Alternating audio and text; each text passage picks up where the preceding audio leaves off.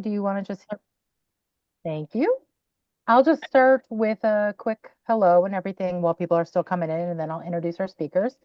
I'm Michelle Lewandowski. I'm the director of the School Sisters of Notre Dame North American Archives, and I'm also the current president of ACWR. And I would like to welcome you today to our ACWR Leadership Centered webinar series, which is a five-part series that is meant to assist congregations of women religious as they plan for the future of their archival collections.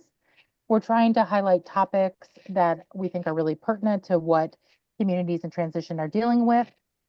So this is the third in the series, and it's called Understanding Archival Restrictions. So our speakers will speak on that.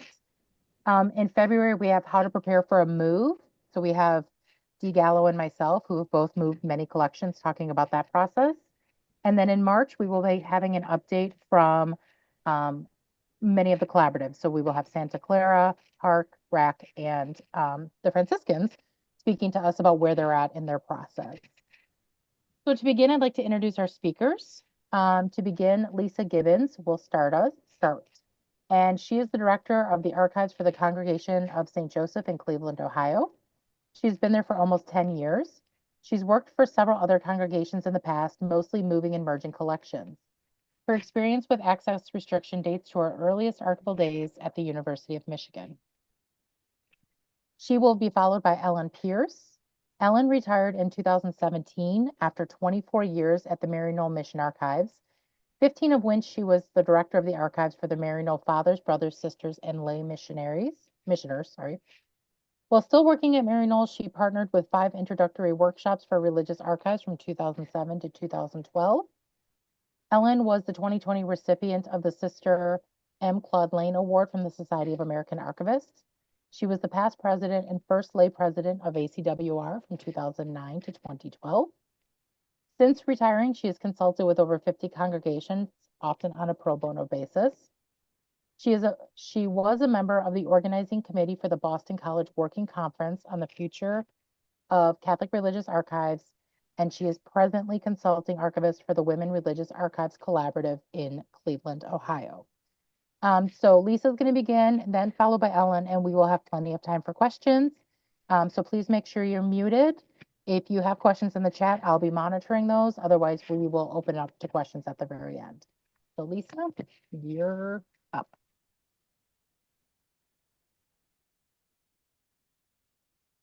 How about that? Am I sharing?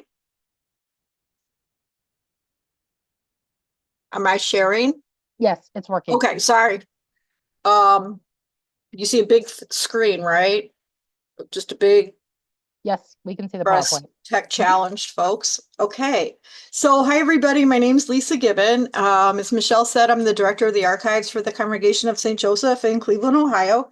And just so you know, my title is really Director of Archives and Records Management, but in our ACWR family, I rarely use that other half, although it really does engage part of my job and inform both sides of my job. Ellen and I are talking about exploring access and restrictions today. I am going to do the stuff that's really boring. So if you already think you know everything in the background of it all, you can tune out for the next 10 minutes until Ellen comes on, when she's actually going to start like giving you like types of records and dates and ideas and things like that. So, and I will tell you in advance that Ellen and I have agreed that our answer in general is it depends. So it all depends. I started getting involved in privacy and confidentiality issues very early on in my career, and was on the steering committee for the roundtable of SAA's Privacy and Confidentiality Roundtable for a while, and I really enjoyed it. I really enjoyed it. Okay. So the first thing that I wanted to do, because I see my job here in our talk today is to kind of like really go back and look at the foundational facts and principles behind where we come up with our desires to have access restrictions. So I just really wanted to cover that. So setting the stage, archives of public organizations versus private. Of course, we are all private organizations, unless there's some people here from universities that take public funding, but we do not. This is the slide I have that has the most writing on it, and I just wanted to share with you some of the quotes that I found when I was getting ready for this talk the other day. I was like looking up to see what they thought about private archives. So, and I really liked what I found. So I'm going to read it out loud real quick with you and just share it. Private archives encompass the archives of non-public organizations, including businesses, charities, religious bodies, us, and private individuals. That's from the UK. The next two are both from journal articles that I read. Private archives generally are defined as records created by individuals and corporate entities, including nonprofit organizations, us, outside of the public sphere of governments, governmental agencies, and departments. These non-governmental archives typically include the phone of persons, families, nonprofit organizations, for-profit businesses, and even less formal groups of people acting in concert, like a social movement or a one-time conference or special event. I thought that was a great definition. And finally, I liked this one. Private archives are an indispensable complement to public archives. With the records they store, protect, and preserve, they're an important source of information, and they add value, validity, and integrity to certain information and data. So, from these definitions, you should be able to see yourself in here, and from there feel confident that we are private archives and also have an idea of what that means. Now, there are lots of laws relating to access, and as I put here in my note, just a casual, non-exhaustive list from a fellow archivist. I'm not a lawyer. It's what I've learned as I've gone along as an archivist, not as a records manager, as an archivist. So the first thing is the Copyright Act, and that affects all of us. But you know what? Doesn't affect us today, so we don't have to talk about it. So you can go to another class for that. The next one, the Presidential Records Act. We don't have any sisters who've become presidents of the United States. So not yet. HIPAA, enduring historical value. Okay, so HIPAA is the next law. The Health Insurance Portability and Accountability Act of 1996 that Bill Clinton put through because he was trying to make it okay for us to have all of our health insurance records in electronic format. And from there, it's turned into, it's morphed into more. Things have been added, like there's a HIPAA Privacy Act, et cetera, that you can look more into. Now, for me, I try hard to not have this apply to me. I work for an organization that is also a healthcare institution. We do have medical records, but you know what? Those records do not have enduring historical value. I do not want medical records. I don't store them as a records manager component, but I certainly, as an archivist, do not want medical records. If they mistakenly find their way to me, I will send them back. I am not going to be responsible for following HIPAA, and certainly not because then I have to keep them forever. I don't even know what the dates are, but the reality is, when I'm looking at the records that I have that I'm thinking about restricting access to, before I even get into how long do I want to restrict the access, I have to decide first if they even belong in my archives. So medical records do not belong in my archives. FERPA. FERPA is the Family Educational Rights and Privacy Act, designed to protect the privacy of students, the educational records of current and former students. However, the great thing is that it doesn't protect, it's not for deceased individuals, it's for people that are living. I myself, like many of us, probably have early ledgers of students from some of the schools that our sisters owned and operated. Certainly, traditional student records from parochial schools are not in our collections because they belong to the diocese. Also, I'm not an official, what's the name of the transcript person? If you're a transcript person, I'm not the transcript person. I can't recall that. Yeah, Registrar. registrar. Registrar. That's it. Thank you. I am not, I knew I would forget to, I do not wear a registrar hat. I suspect that there might be a few of us that do act as registrar. My situation in particular, I do not operate as the registrar. So this is not an issue for me. If I do have student records here, I am going to wait until I am certain that they are deceased, that nobody can buy. It's a biological impossibility for anybody to live beyond what, 110? So, 100 years. And I'm good. So I think we can all agree that those early transcript records, they're not really transcripts, they're more like general unofficial student. They were official at the time, but they're a little bit more loosey-goosey student records. They have historical value. Do I want them as historical record? Yes, I do. And how do I provide access to them? Wait until they're old enough. So the great thing to know about FERPA is that it's not in perpetuity. It only applies like privacy rights to living individuals. So in general, it's kind of flip to say, but in general, privacy rights die with you. Your right to privacy dies with you. Okay.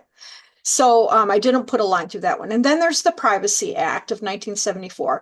That again goes back to federal agencies. It loops into us that somebody could say we were violating their privacy if we disclosed personal information that they provided us for a certain manner and we provided it back out in a manner which was detrimental to them.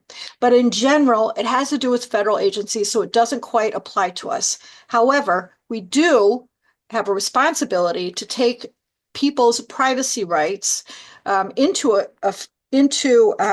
account with our actions in the archives. So why do we control access and who needs privacy? So when we're thinking about what we're going to close, I approach it from two different angles. One, from the organizational privacy, and two, the personal privacy. Organizational, I need to balance privacy and access. So the CSJ is a private institution and it has an archives. That is established. Its departments, ministries, and its sisters, they all need to have the freedom to conduct their daily business and to record it in a manner that could be very candid and very frank. But they also have to have confidence that the archives will take the necessary actions to respect these endeavors. If I don't do this, if I don't establish this trust, I will run the risk of never ever getting the records to begin with or having them destroyed before they come. And the whole point is that I want to be the custodian that's going to help them be able to share their story, because we all know that the past is prologue. So I do it both through my policies and my procedures, through my words and my actions in the department. I want to mention here too that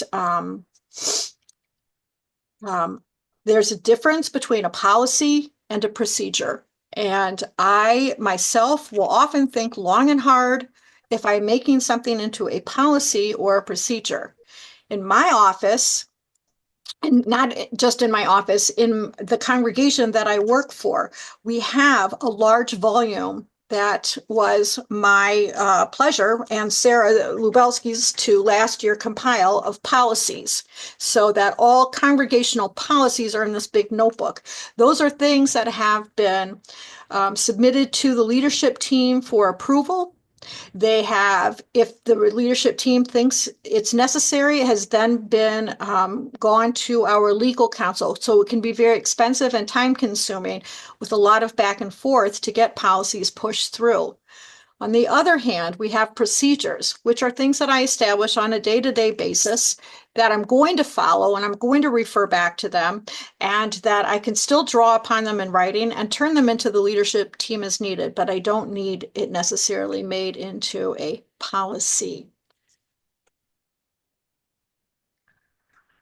So, as I said, that organization, no privacy. They have to have the freedom to conduct their business and to make decisions. And some of those decisions, as time goes on and the leadership, the membership of our various congregations is reducing, there are some really difficult decisions and some frank discussions that have to happen. For organizational privacy, my example to you would be that it's a contemporary example. We had a lot of changes that occurred in the congregation about before I came. So I've been here for 10 years. So about 15, 20 years ago, when the congregation was created in 2007, seven different autonomous congregations of Sisters of St. Joseph came together to form one. So everybody had to be able to have these frank discussions, including hearing from the people that weren't interested in joining the congregation. And those things were recorded. There were probably also some very frank discussions about certain ministries. I know that there were discussions about certain sisters in cities with certain bishops. And when that last leadership team gave me their records, so they would have been outgoing in 2018. So the team that left in 2018, when they gave me their records, they asked, and I had to figure out how to apply this. They asked that not only would they please receive the standard restriction for in general, but that they didn't.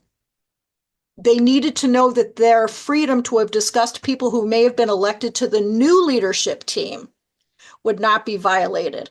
So that new leadership team does not have random access to their records. So they will, if they need something from there, they will ask me for a topic and I can pull things.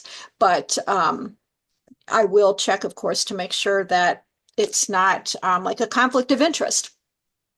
So that's an example of within an organization needing to respect privacy. So then, of course, we have the personal privacy, which is what we really talk so much about. We have the privacy of the members that we're concerned about, the living, the deceased, and the former. Ellen will talk more about that. We have some pretty straight, and everything depends, right? But we do, I love having straight, simple policies that closed for whatever the time period is. I'm not going to fill in the blanks for you, but for whatever it is, knowing that when I get questions about the contents, I can still go in and I can extrapolate the information that somebody might need in order to do a genealogical request. I just am not comfortable, of course, ever, unless it's been over 100 years, giving them the entire contents of a folder. And I don't know if that's a scandalous picture or not of a woman down there having cotton candy on the carousel. But it could be. Who knows? I don't know what happens. Maybe she wasn't allowed to have cotton candy. So I was thinking about this picture and I put it up there. And so this leads me into the next picture, my final picture. And is Sarah Lubelski on today? Sarah? I can't see everybody. Sarah Lubelski, I bet you're here. So anyway, so this example I had has to do with perceptions and narratives and the passage of time. And so maybe it was scandalous. Maybe it was a scandalous photo. And I was trying to remember what it was reminding me of. And I remember that Sarah and I, our former archivist, had also gone on the carousels recently. So maybe we were doing this on work time when we weren't supposed to. Maybe we were goofing off. Maybe, that is Sarah's dress that she agreed to wear for 100 days so she could get $100, that wool dress she had on. So like maybe it is scandalous. I don't know, but our perceptions and narratives of what our stories are change over time. So things that are scandalous a long time ago become today's inspiration. So visually, this is how I decided to represent it. Narratively, I'm going to tell you a quick story and then I'm going to turn it over to Ellen. So, we had a sister named Aurelia Bracken, which I'm sure Michelle Hugh will know about because I think she came from St. Paul originally. So, this sister, Aurelia Bracken, had eventually found her way in the 1800s to Cleveland, and she was one of the founding sisters. For whatever reason, she left. She decided she was headed out to Idaho. She was headed out to Idaho. And when she left, she took a bunch of postulants with her, postulants, not novices.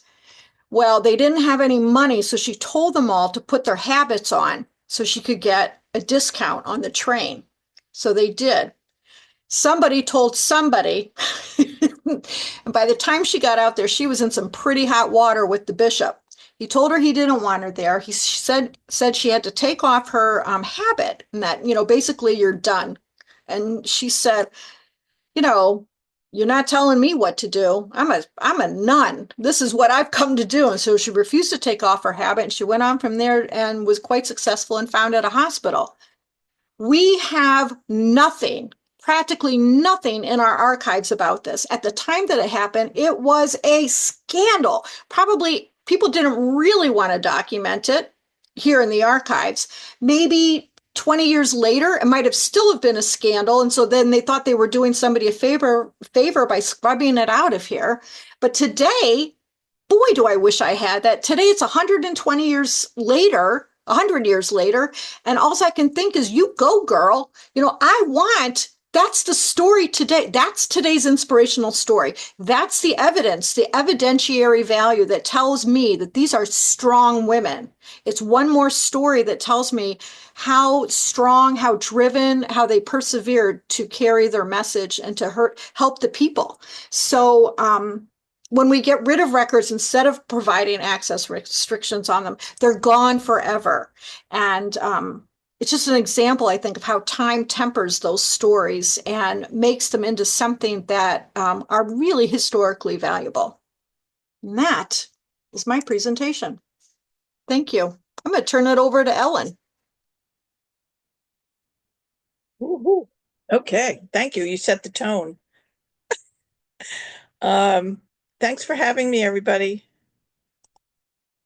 I'd like to, really thank you for having the two of us. And I know that you're all looking for the answer, and I'm probably afraid to tell you this, but there is no straightforward answer. There's a what if and what for and maybe and so on. So, but I'd like to start the presentation just by talking about what we look for in archives and what archives are a little bit, and really get into the sisters' files. So in archives, take a look at the history of a file, where it came from, who created it, and why, its age and significance, and probable use, and least but not least, the archival value of it. So before we deal with the personal files, I just want to add something to this too, because in my travels, I've seen some things that aren't there in archives. And let's first take a look at some department files briefly, or offices. A third-party repository will also be the recipient of organizational files too, and they should be in good order and reflect the ongoing operation of the Institute. I can tell you that, as I said, after viewing many archives, there's pieces of the organization history that are missing, and it only is at top level. So I really think the importance is some of these departments that support the organization or are integral to the organization's operations. Let me give you some examples of a few departments and files that describe the work they do. These files they also have a pause period probably, or are embargoed for a certain period of time before you open them for research. Maybe some are and some aren't. Now, first and foremost, the Human Resources Department, Employees Department. It's not employee personnel files. because they get rid of those after the employees left, maybe after 7 years, depending on the state statutes. I'm talking about things like employee handbooks, newsletters, events that they held, job descriptions, compliance with laws, awards for employees, etc. Second, the development or advancement department, certainly not the donor names or anything, but events, mailings, appeals, anything that is a glimpse into the work of the department. Formation and ongoing formation is another one. Again, document what the department does, partnerships, events, positions, etc. The Finance and Treasury Department, for instance, quarterly reports, investments, corporate board meetings, audits, the chart of accounts, deeds, mortgages, ledgers, finance committee meetings, insurance policies, and the like. And now I'll get into the part we've all been waiting for, the most unique of all documents for any corporation or organization, and those are personnel files. And these happen to be the files of the sisters. They're so unique in the world of archives because no one keeps employee or personnel files more than 7 years or so after the employment has ended.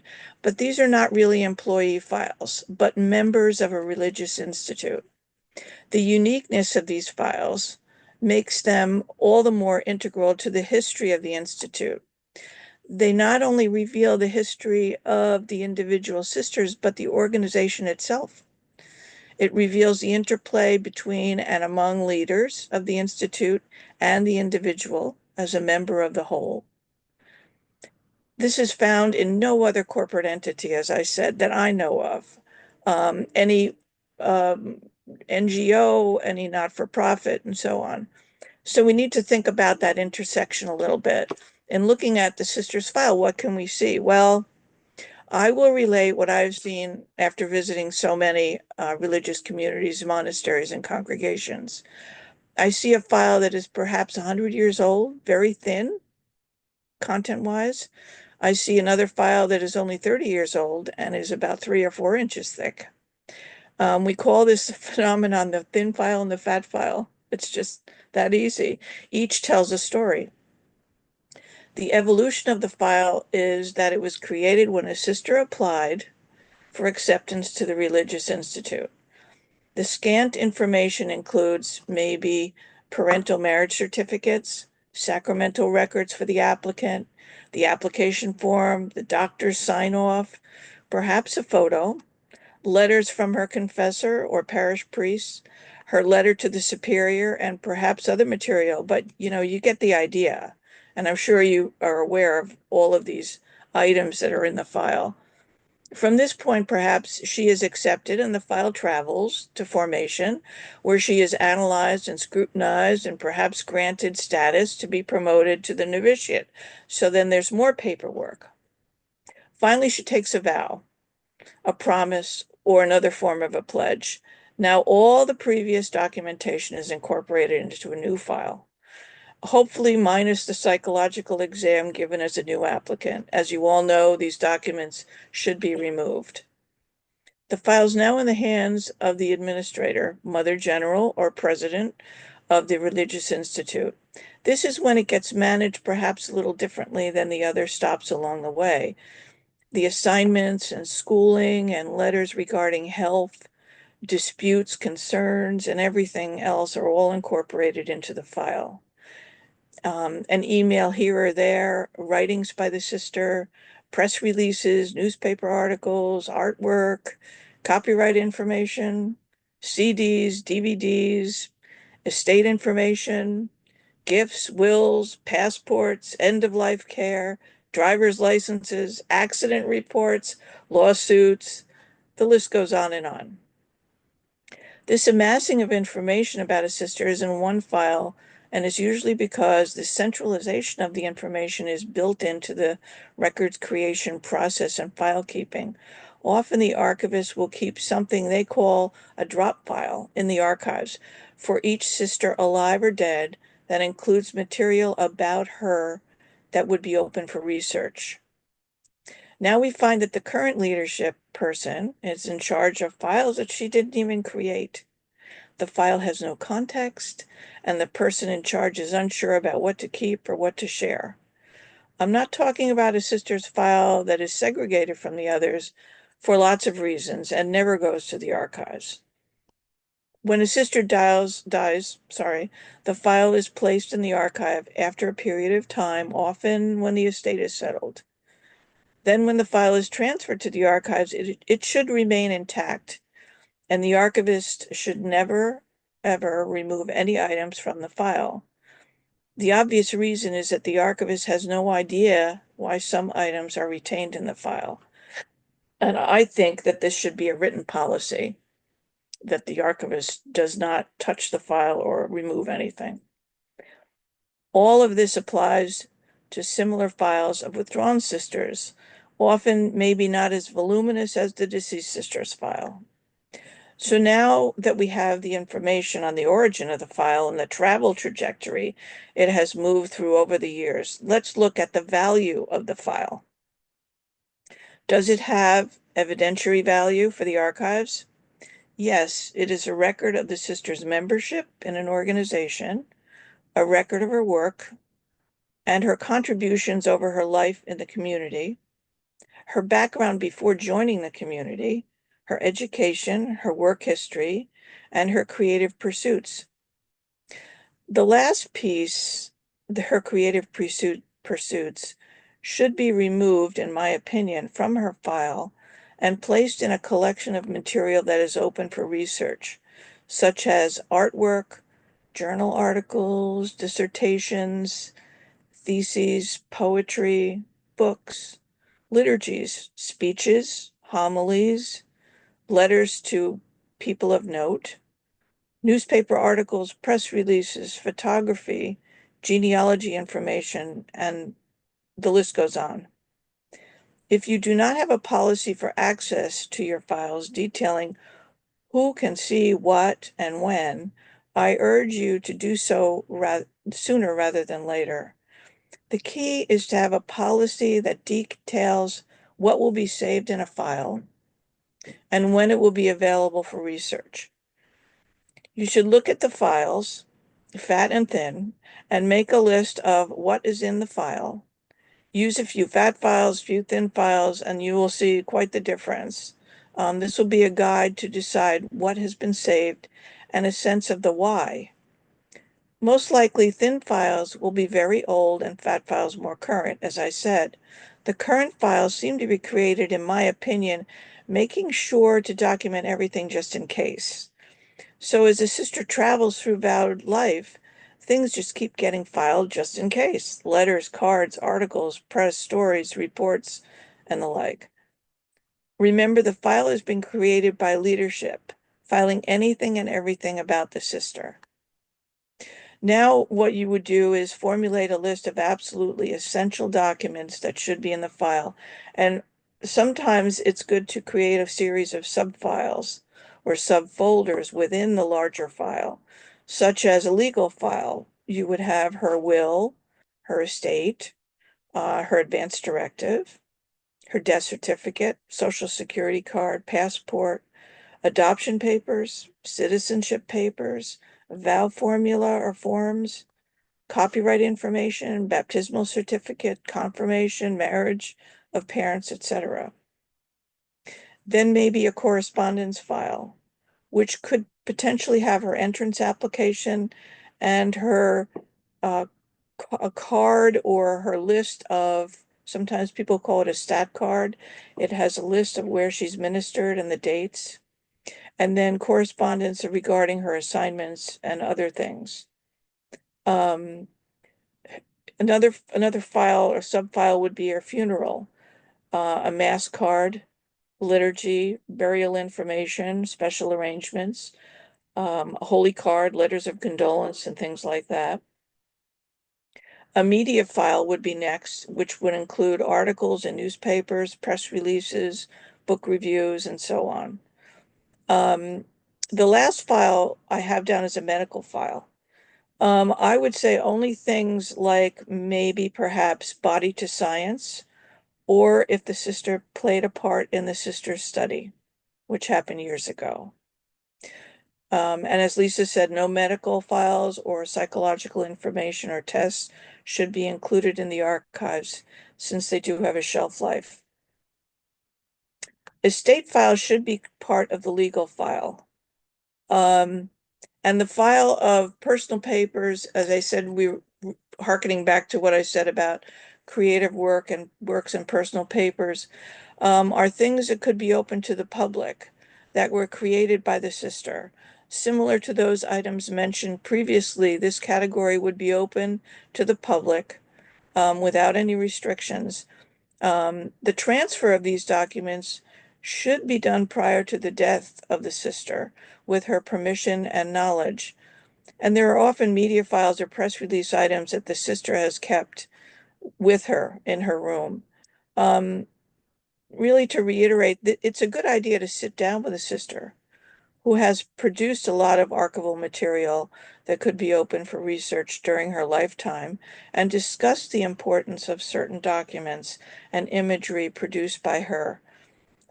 This way, it can be donated to the archives prior to the sister's passing. Artwork is another area where people have been struggling. If the sister is famous and prolific, try to save as much as possible, showing her progression of her artwork and changes in media or style. Meaningful pieces that the sister and her explanation of her process would be key to deciding if you can do that. If not doable, appraisals and placement of art in key locations is a great solution going forward to make sure it can be borrowed in the future for possible exhibition. The creation of an open file is a glimpse into the life and mission of each sister. It helps researchers understand this vowed life of many religious.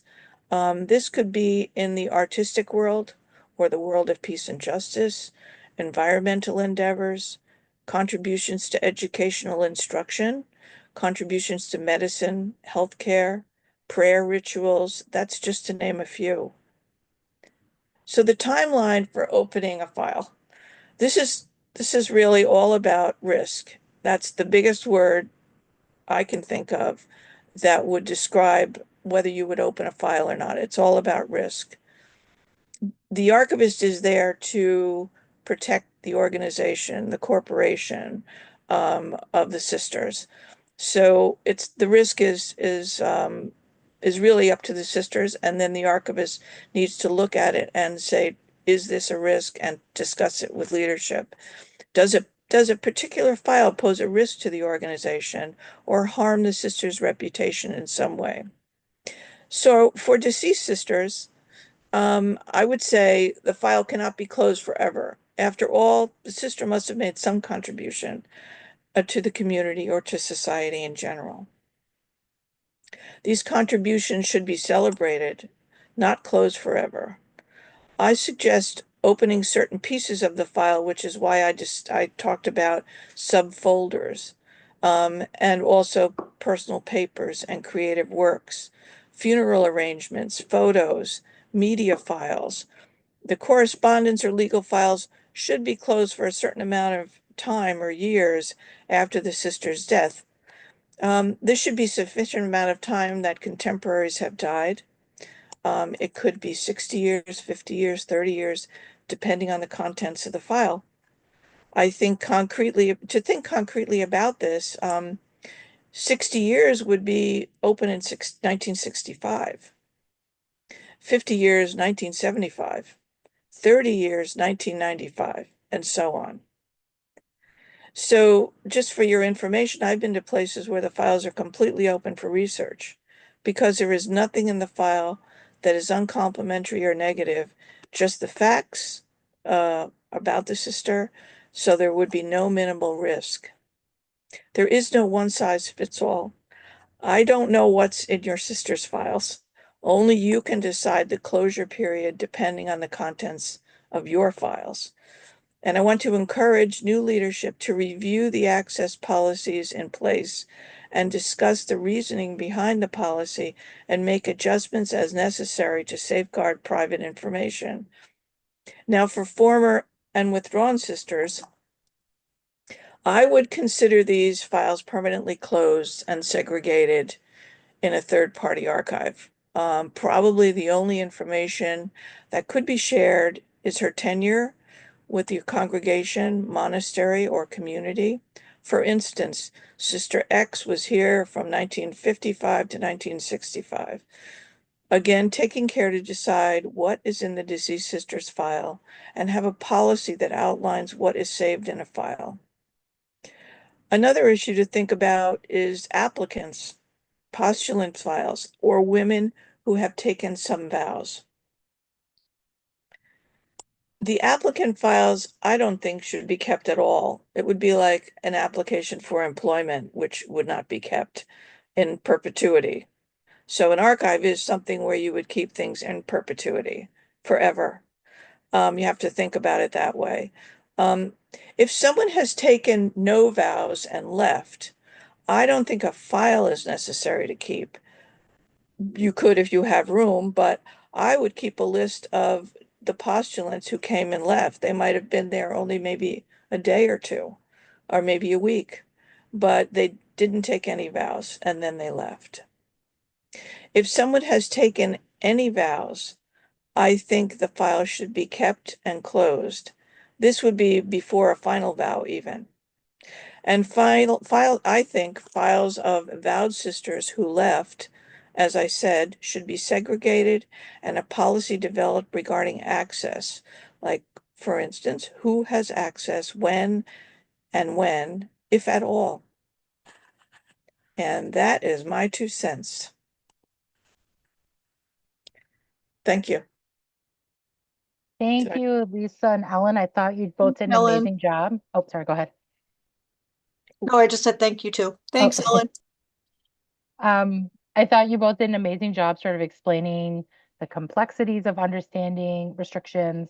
Ellen, I appreciate you talking in depth about sister files because those are always the trickiest.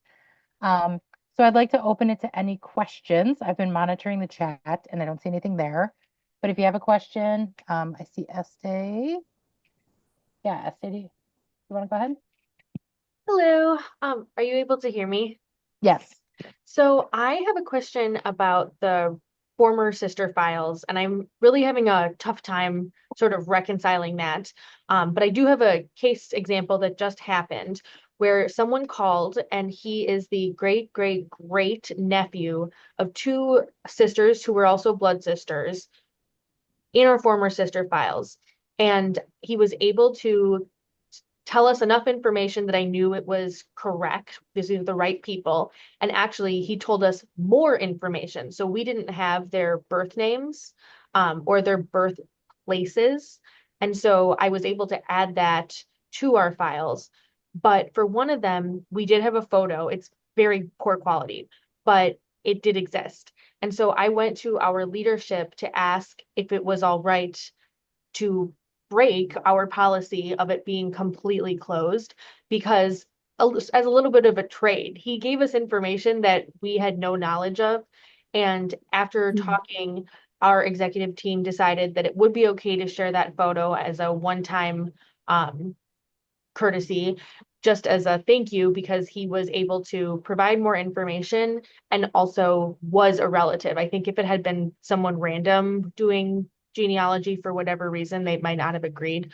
But I wanted to know what you guys thought of that case and the decision, because I'm thinking that after a certain number of years, why wouldn't we also have them open and restrict the damaging information the same way we would a sister? You want to go first? Yeah, I know. Okay, go ahead. Go ahead and go I'll- first. And then I'll say what I think. I'll throw out my 2 cents. Okay. I think you have to follow the sisters' policy. That's the first thing. And I know that archivists are always trying to be helpful and they establish a relationship sometimes with the people that they're dealing with. And not that I think that the picture is that big a deal, but since you are a private archive, you can do anything you want. That's out there. You can do anything you want. However, equal access to your files should be your mantra, equal access. So if you open a file to the relative, it is open to the New York Times. Just throwing that out there. I think that you have to be equitable with your access. And I know, I've seen this so many times that archivists want to be helpful, and it's not always necessary. Just smile and say sorry. But did you tell him you had a photo? No, I was waiting. I haven't Oh, contacted him again since I knew that this one was coming up. So I was waiting to see what everyone thought. yeah. What do you got, Lisa? I think that a woman's decision to be a nun at some point in her life is her own business. If she, if it's not publicly known and there's a likelihood that they're still alive, that kind of guides, I think, like why we close things forever for formers. It's their private business. We don't. There are certainly trends and information in their files that are super valuable. Who would have joined at a certain time? Were you mostly Italian? Were you mostly German? Those kinds of things. But in general, we don't take the responsibility for tracking the deceased state of anybody who's left us. You know, we just wait until it's a biological impossibility.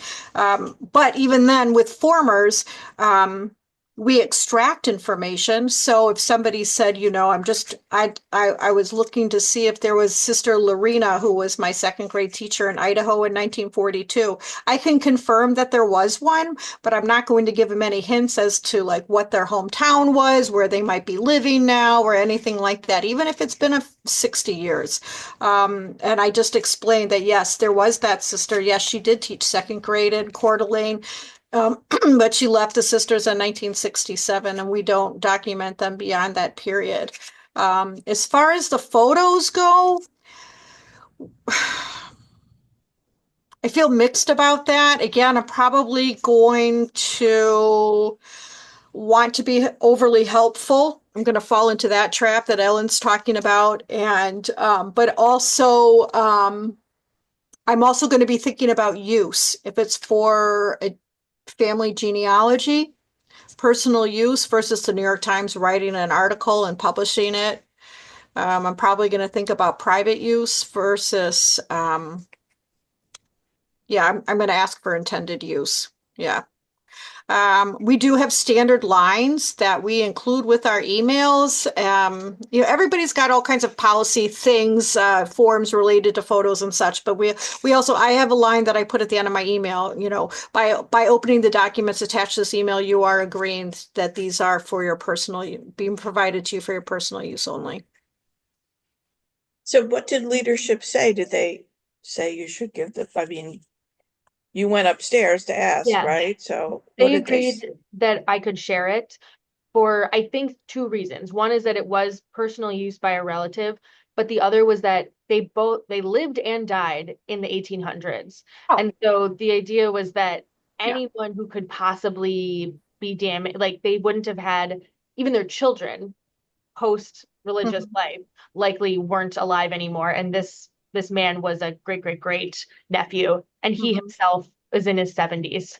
So it seemed to be an like sort of extraordinary case, but I understand what you're saying about setting a precedent. So that was Right. the reasons I wanted to take it to the group.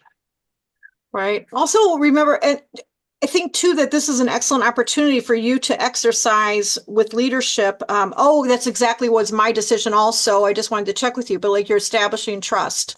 You're establishing those layers of trust with them that you're not going to need. My leadership does not want me to bother them with these decisions, for example. So you're establishing a layer of trust that you can go ahead and do that for them. So Donna, I see your hand up, but I just want to follow up. Sister Virginia had like kind of a follow-up question to the same thing, which is what do you do when a former member was in leadership or is in other community records or school records and there's no explanation of like who she is? Like, how do you deal with those situations? When former members had leadership roles or appear in community rec. I'm not quite sure what Virginia. I don't know what the Yeah, question. Virginia, tell me what So you're. I think I can maybe tell her. So like I used to work for a diocese and we had obviously priests that had been accused of abuse. So whenever there would be a parish history, it would be sort of a situation, what do you do? Because they're obviously no longer priests, but if you put a black hole, it looks like you're pretending they didn't exist.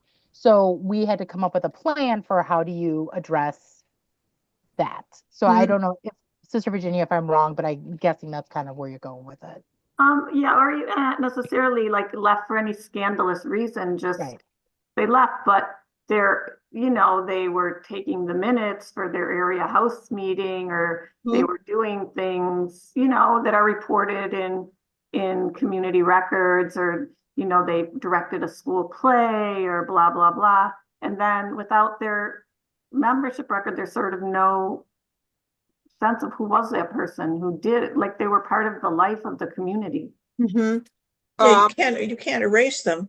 Well, I think this is where we get into what you were talking about. You say keep all the files together. So that's Ellen's opinion. I don't keep all the files together. All the public stuff, all those clippings and things about people. I mean, if there's enough of them to make a bio file or a drop file, I'm going to do that. Even somebody who left? If they left in final vows, like after they'd been in leadership and been like 30 years later, and they've got like a 1-inch clippings file of all of the work they did with teaching sign language. Oh, yes. Yes, it's about their ministry. They contributed to the congregation. They probably didn't leave at any, well, yes. Even if they left. Yeah. It depends. I mean, a lot of people that left, they left like in the 60s, right? Maybe they'd only been vowed for about 2 years. So there really isn't anything there besides, yes, she was the secretary of that committee, and then she left in 68, and we know nothing more about her life after that. That's to answer Virginia's question. But like if it was somebody who was in leadership and had a really long connection to the sisters, the reality is in the congregation of St. Joseph, many of those people are now associates and very closely connected still. They didn't leave on terrible terms. They just chose a different direction in life, but they've maintained their connection. So there isn't anything necessarily negative about it at all. And, they might have left and gone to another congregation too. There's that. They transferred out. Yeah. Yeah. Yeah, that's one thing I was going to say. We have a particular sister who wrote extensively on a particular subject that was a bit problematic with the hierarchy, and she eventually transferred to another congregation. Obviously, we have to keep all her stuff because she's a very important figure.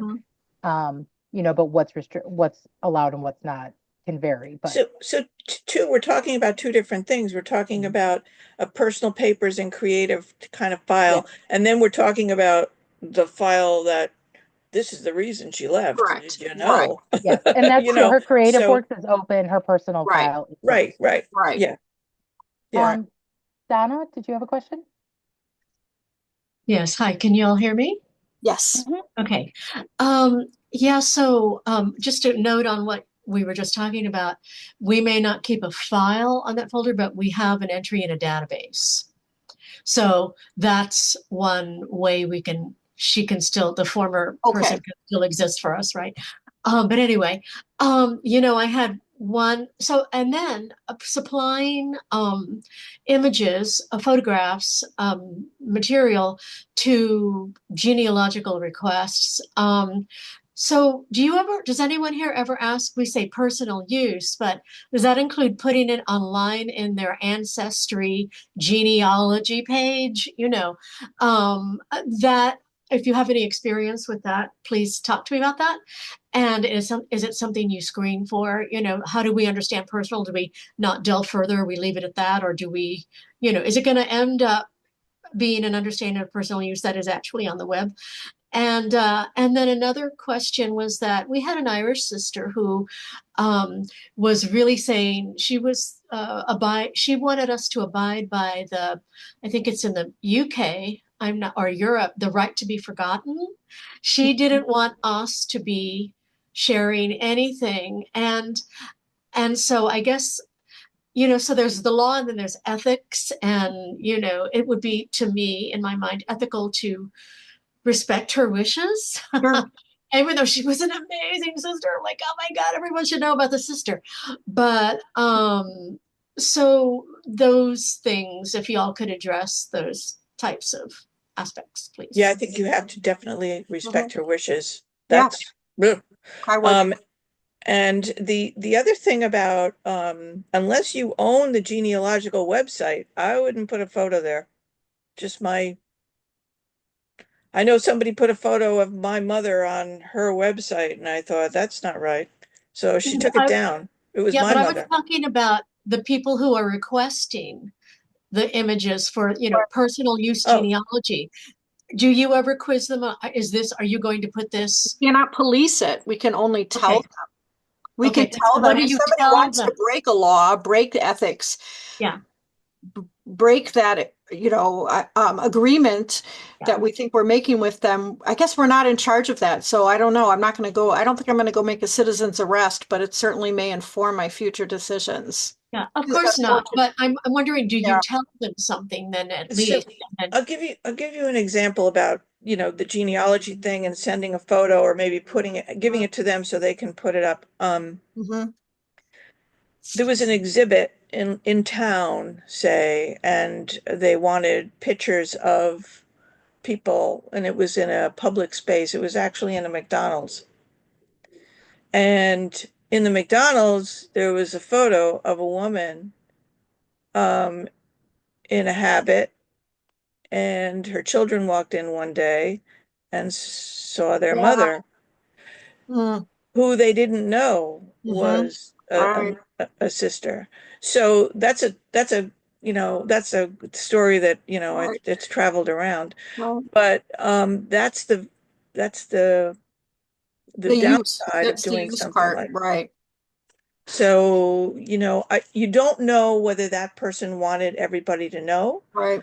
The woman in Ireland obviously did. She made that clear, but you don't know what the wishes of or somebody who left, maybe died a long time ago, to put their photo out there.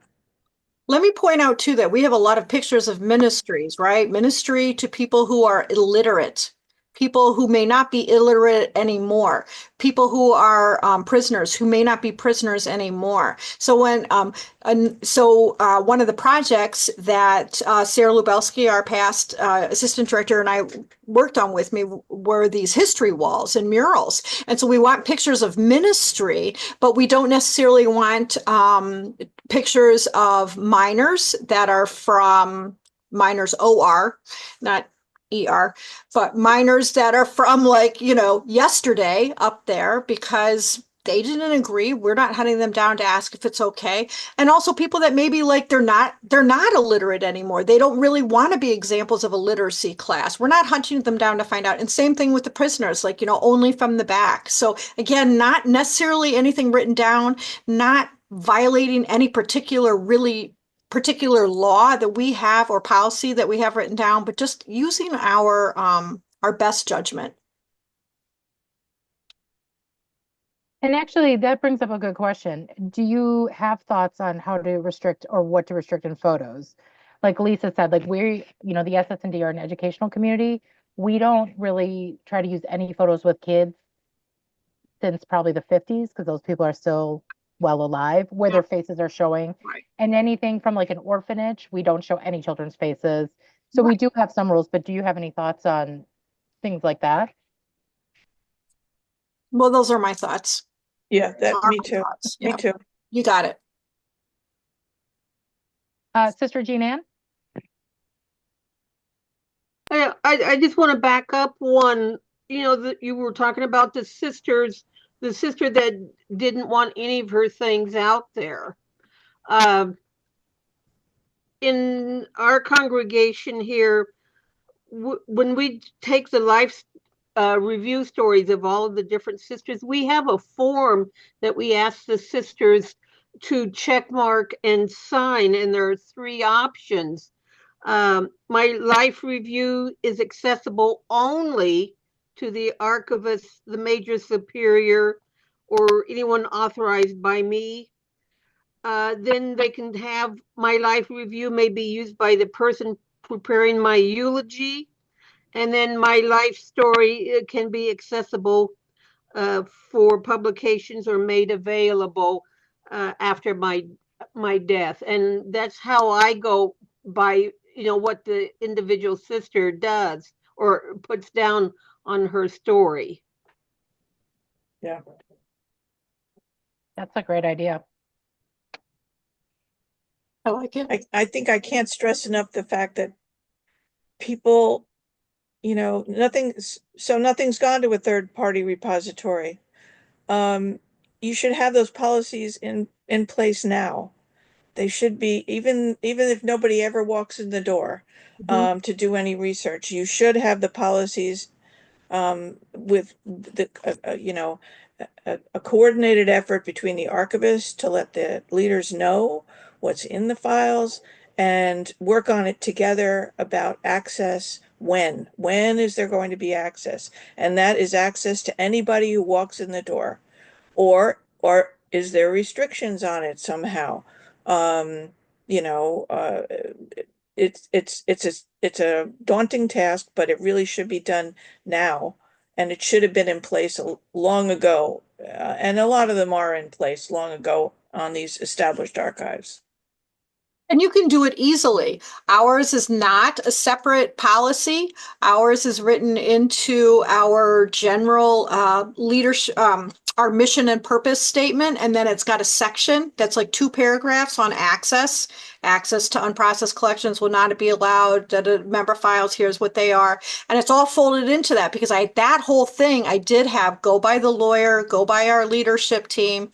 So, I know other people have all kinds of charts and things like that, but that's going to be probably more for my procedures. But as far as my formal policy goes, I just have this nice blanket statement that's really general and that I can always fall back on.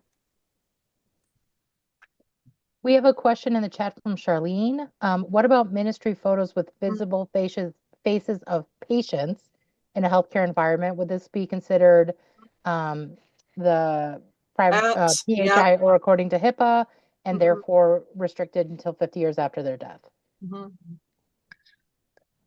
Oof, it's true. It's true because we have a picture of John Wayne with the black eye that one of the nurses took of him in the hospital when he was like filming a something out west, doing a film out west, and he came in, but he came in as a patient.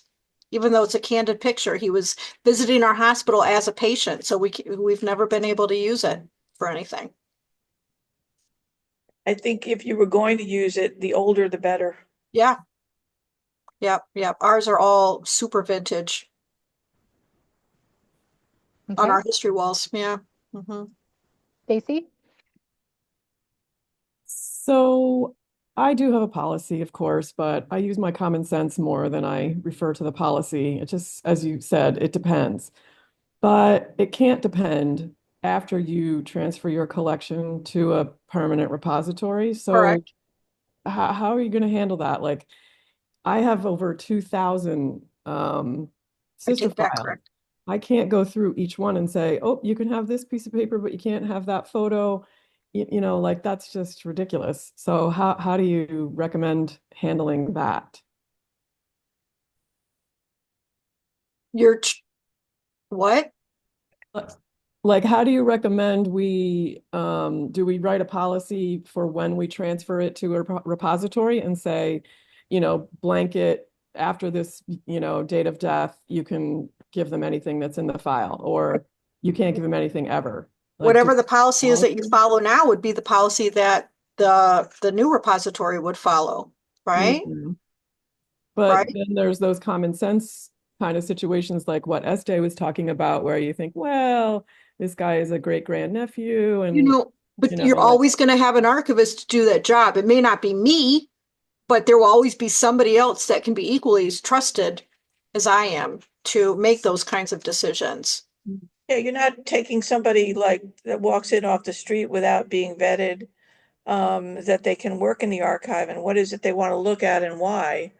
And then the archivist makes the determination as to what they will see based on what they need.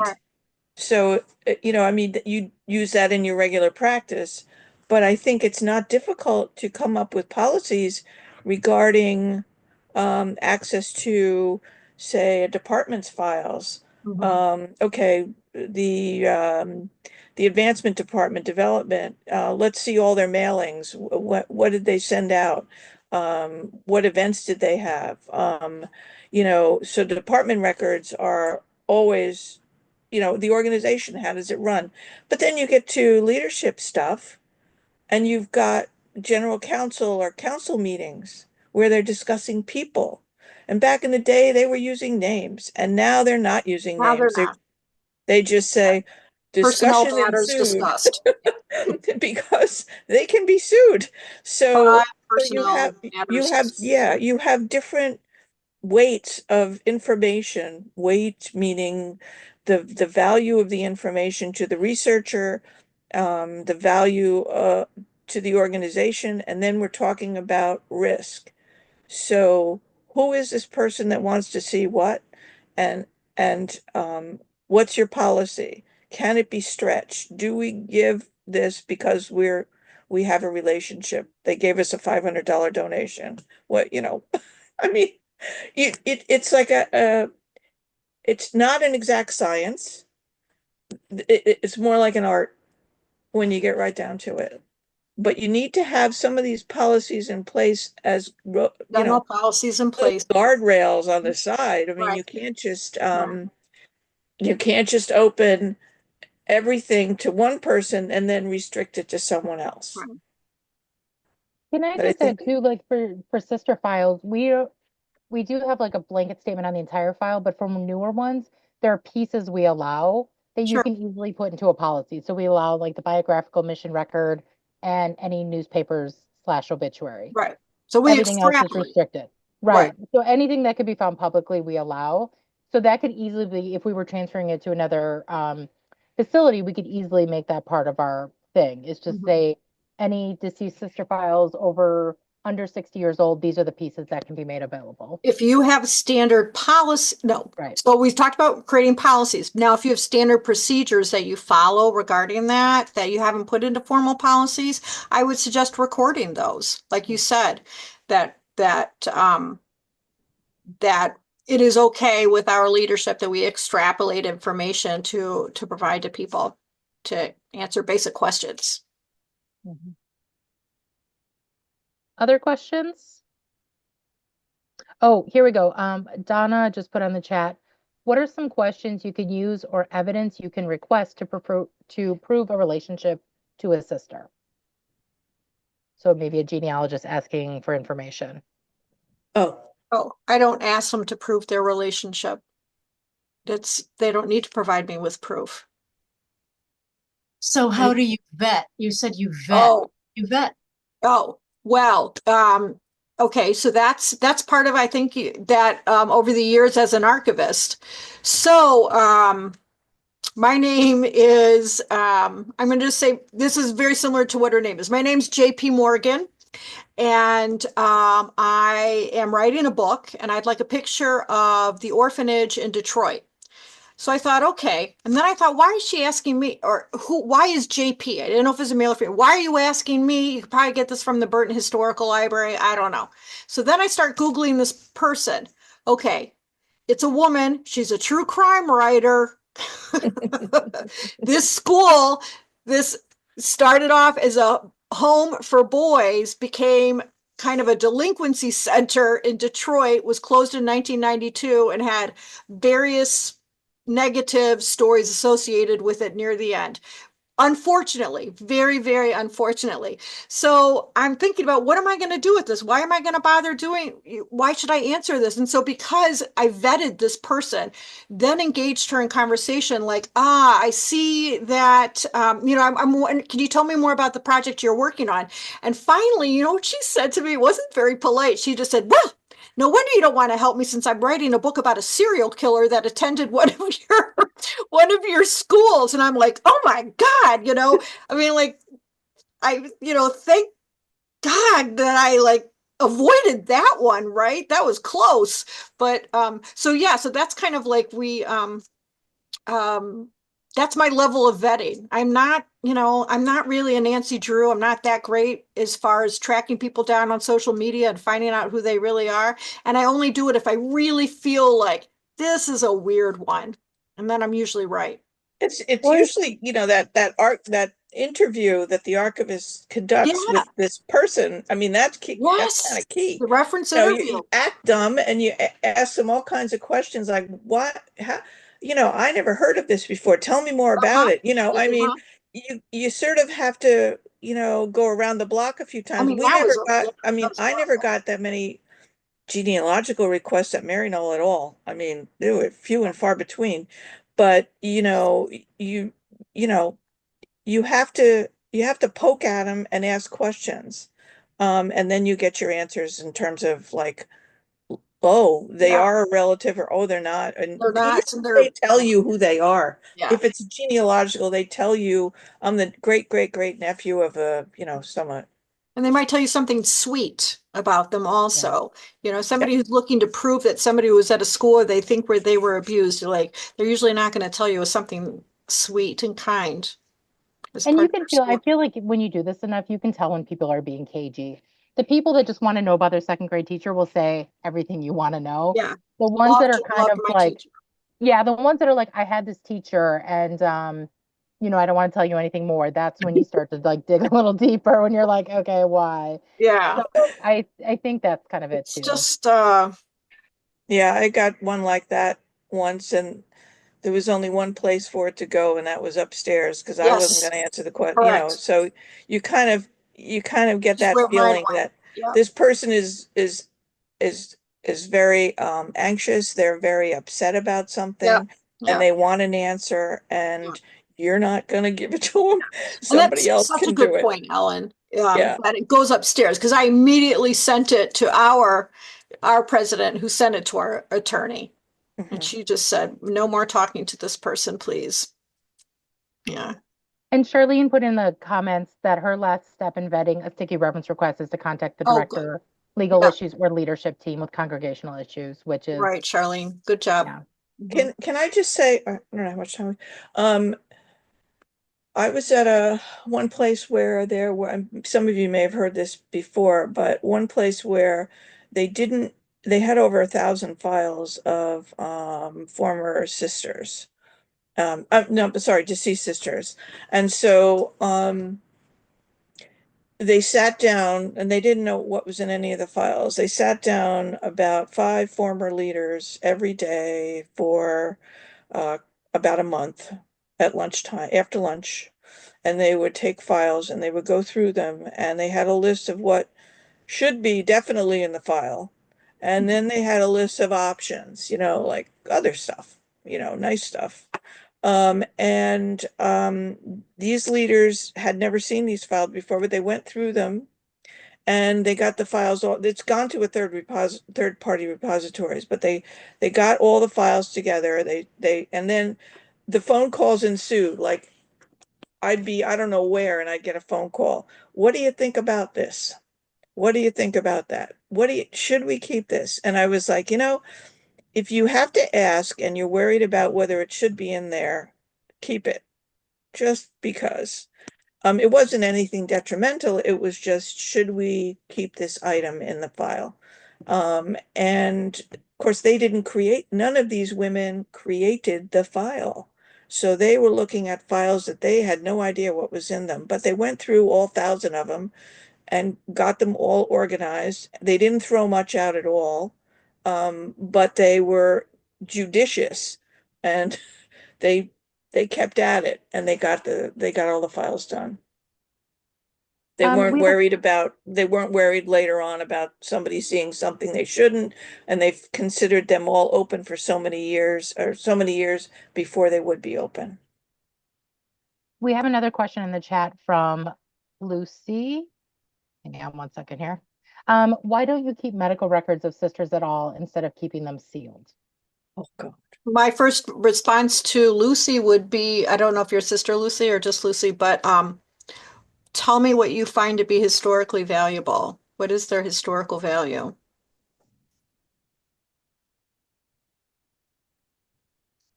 Ellen, what would you say?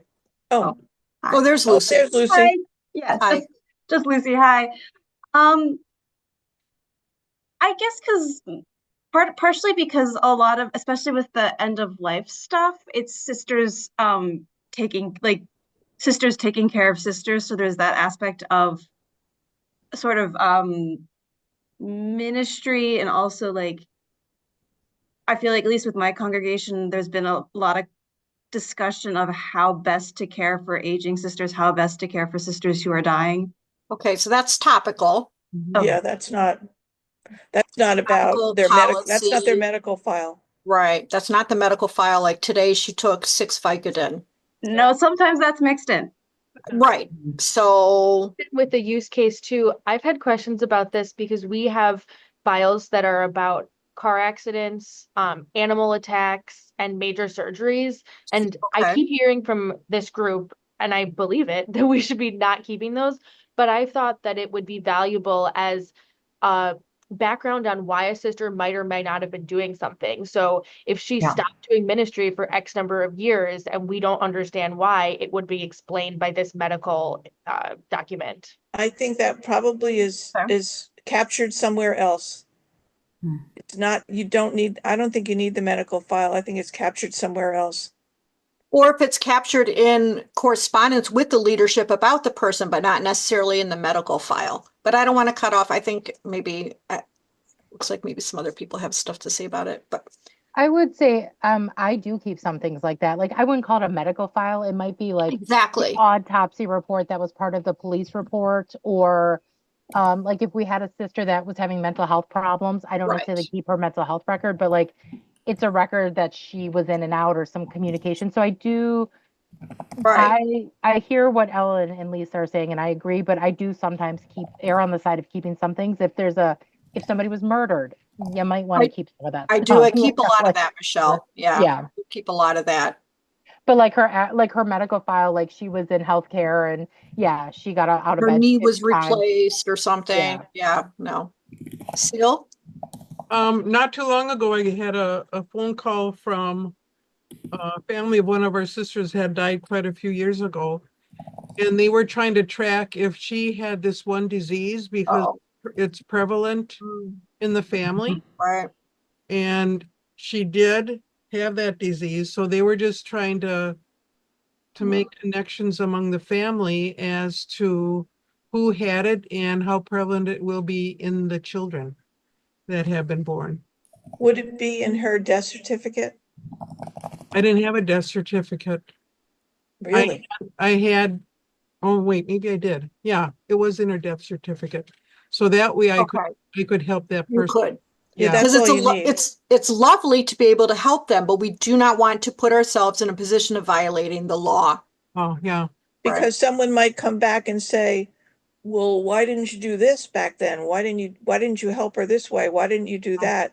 It's touchy. I mean, I would just go with the death certificate, which is probably on there. Which I did, yeah. Yeah. Just confirm it. You don't need to give them a copy. Just confirm it. Yeah, I did it over the phone, so. Yeah. Real quickly to back up what Michelle said, sometimes there are huge gaps in ministry and it does look weird in our database where there's like maybe 20 or 30 missing years. So if there is a letter in there about them having perhaps like a nervous breakdown or something where they had, or something else, maybe like, they went someplace for dialysis for 20 years, I will keep that as documentation of what was occurring at the time. And I think it's, as you said, it depends. Like when I worked for a diocese, there was a priest who had a traumatic brain injury. And so in his file were all these letters that were completely nonsensical. And so I kept information about his traumatic brain injury because it explained why he was doing this. Because otherwise you would think, oh, he's got mental health problems. Well, he didn't. He had an accident. So, I think you just have to kind of play it by ear a little bit too and see what the situation is. Well, we're almost out of time. I do want to mention that somebody had asked about copies of policies and procedures, and ACWR did collect a bunch of those a while ago, and they are on the Dropbox. And I think Veronica said she can share them somehow. So we can get those out so people can see what those look like. I would again like to thank, oh wait, how much? Oh, we still have a few minutes. Sorry, my computer time is off. Any more questions? I think Lisa and Ellen did a phenomenal job, but this has been a great discussion. Are there any additional questions? It's too much to think about. Okay, well, this has been recorded. It will be Yeah. posted so that if you have, because somebody did ask, because you guys gave a lot of information, it was going fast, you'll be able to look at it. Yes, it will be up. We can send out an email, I think, Veronica, once it's sort of up. It may take a little bit. But I again want to thank our presenters, Lisa and Ellen. You presented some wonderful information. It was very useful and important. And I would like to thank both of you for participating. Oh, thanks for having us. And Thanks for don't having us. hesitate to ask either one of us more. I mean, these are our opinions, so Oh, yeah. don't ever hesitate to have more dialogue. I know I'm always present. No, okay, I'm not. I try to be present at the Thursday mentoring. What is that? Once a month we do the mentoring. And so that's a good place to find me too, to talk more about these things. There's never one answer to any of these Never. questions. No. Believe me. No, and tomorrow I could change my mind. I could. It could change. But in the end, I'm always going to rely back on our policies and the law. Those are going to be my first go-tos. And from there, I'm going to work it out. Yeah. All right. Well, thank you everybody for coming. Our Thank next you. one, as I mentioned, is going to be next month, and it's going to be about moving collections, everything you'd ever want to know about moving. And then the following month, it's going to be an update on all of the collaboratives to kind of get an idea of where they're at with things. So if you have any questions, you're welcome to reach out to myself as well. And we will hopefully see you all next month. Thanks, everybody. Thank you.